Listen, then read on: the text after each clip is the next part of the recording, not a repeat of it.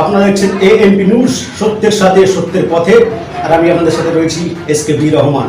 আর এই মুহূর্তের সব থেকে গুরুত্বপূর্ণ খবর, 2024-এর লোকসভা নির্বাচনের ফল প্রকাশের পর হাওড়া লোকসভা কেন্দ্রের তৃণমূল প্রার্থী প্রসূন ব্যানার্জির বিপুল ভোটে জয়ী হওয়ার পর সাঁকরাইল অঞ্চল তৃণমূল কংগ্রেসের পক্ষ থেকে 9 জুন হাওড়া সাঁকরাইলের মানিকপুর বেলতলা মোড় থেকে বিশাল বিজয় মিছিলের আয়োজন করা হয়।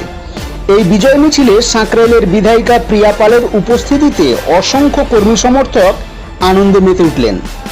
পরপর 4 বার লোকসভা নির্বাচনে জয়ী প্রসূন ব্যানার্জির এই বিজয় মিছিলের বাংলার বিভিন্ন সংস্কৃতিকে প্রদর্শন করা হয়। মানিকপুর বেলতলা থেকে শুরু হয় এই বিজয় মিছিল এবং শেষ হয় সাঁকরাইল রাজগঞ্জ শীতলাতলা মোড়।